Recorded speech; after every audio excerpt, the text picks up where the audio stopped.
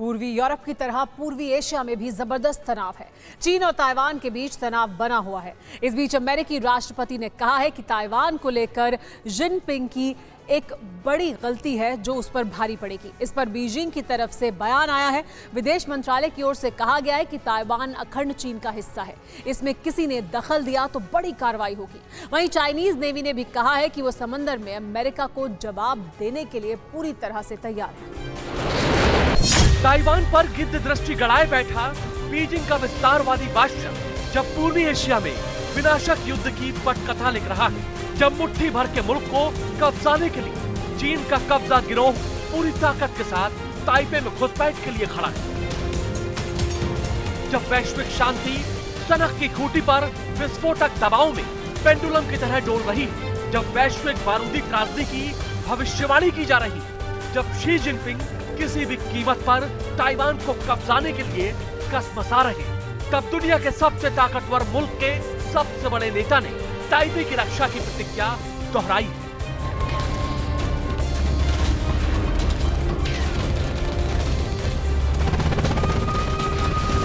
जब ताइवान और चीन के बीच विनाशक जंग की आशंका आकार ले रही, तब जो बाइडेन ने साफ, सरल, स्पष्ट शब्दों में कहा है कि ड्रैगन की हर कोशिश की धज्जियां उड़ाने के लिए सुपर पावर की आर्मी खड़ी रहे।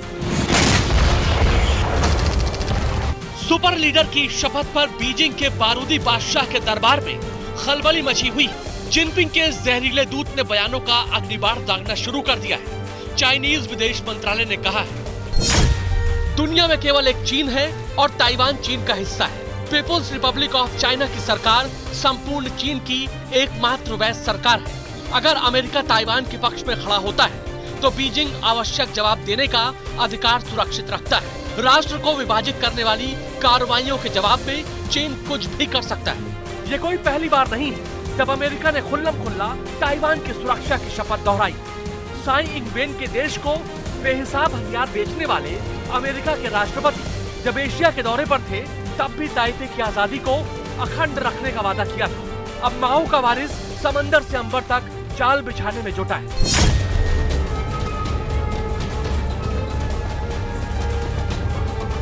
तब फिर से अमेरिका ने संकेतों में जता दिया कि ड्रैगन का एक भी नापाक एक्शन वैश्विक टेंशन की वजह बन जाएगा।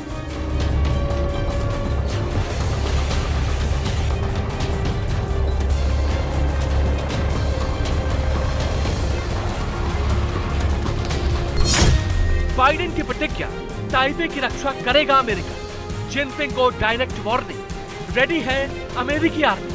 पूर्वी एशिया अमेरिका वर्सेस चीन, तय है महायुद्ध होगा।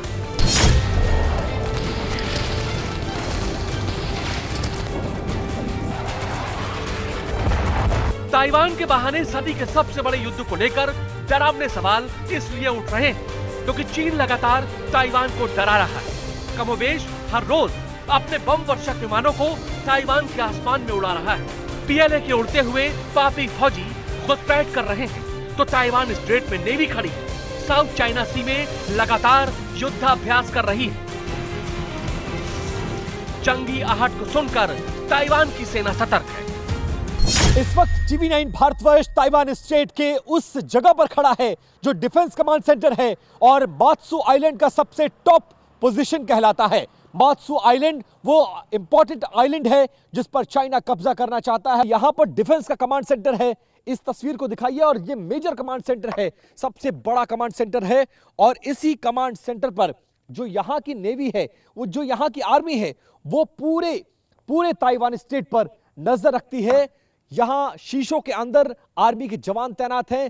सामने जो आर्मी के डिफेंस लोकेशन लिखी हुई है, इस तस्वीर को दिखाइए और साथ साथ इसके बगल में जो ऊपर रडार सिस्टम लगा हुआ है उसकी भी तस्वीर एक बार दिखाइए और समझाते चलें आपको कि यहां से ट्रैकिंग सिस्टम यानी पूरे एरिया को ट्रैक करने के लिए अलग अलग रडार सिस्टम लगाए गए हैं जो सामने से अगर कोई मिसाइल आती है, कोई शिप आती है, कोई बॉम्ब आता है, किसी तरह का हमला किया जाता है तो उसको ट्रैक करने और उसको रोकने की क्षमता रखता है ये डिफेंस कमांड सेंटर। देखिए, डिफेंस कमांड सेंटर का ये मॉनिटरिंग पोस्ट है जहां पर बड़े बड़े हाईली इक्विप्ड दूरबीन और कैमरा लगे हुए हैं जिनसे एक एक तस्वीर यानी कई किलोमीटर तक की रेंज में क्या कुछ चल रहा है, क्या कुछ गतिविधि है, कौन सी चाइनीज शिप इस तरफ आ रही है, क्या वो अपनी सीमा को क्रॉस कर रही है, बार बार चाइना की तरफ से वॉल्यूशन कैसे हो रहा है, पूरी जो सिस्टम है उस पर निगाह इसी कमांड सेंटर से रखी जाती है। TV9 भारतवर्ष की टीम लगातार ताइवान में डटी हुई है। चीन की हर हरकत और ताइवान की तैयारियों को अपने कैमरे में कैद कर रही है। TV9 भारतवर्ष की टीम मात्सू द्वीप पर पहुंची, वही मात्सू द्वीप जो ताइवान स्ट्रेट का सबसे अहम हिस्सा है।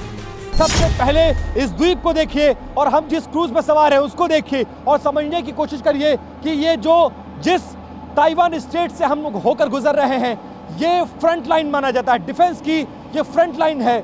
और इस लाइन को क्रॉस करने का मतलब है कि ताइवान पर आधा कब्जा हो जाना, और इसीलिए चीन इस पूरे द्वीप पर कब्जा करना चाहता है। अब आपको जो बोट नजर आएगी ये चाइनीज शिप है जो हमसे महज कुछ किलोमीटर दूर चल रही है, और वहीं से जहां वो आपको शिप नजर आ रही है वहीं से चीन की सीमाएं शुरू हो जाती हैं।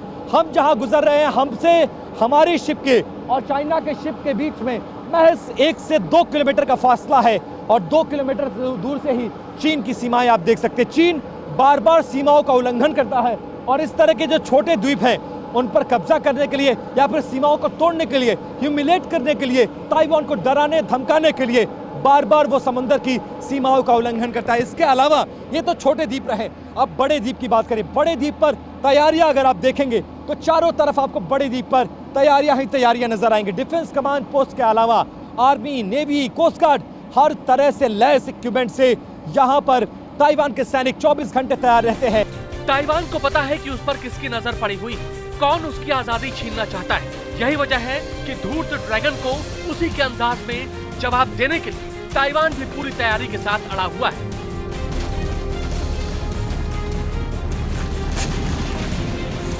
ताइवान का एक एक जवान खड़ा हुआ है। ताइवान के समर्थन में पीछे सुपर पावर खड़ा है। अगस्त की शुरुआत से ही अमेरिका के बड़े नेता लगातार ताइपे का दौरा कर रहे हैं।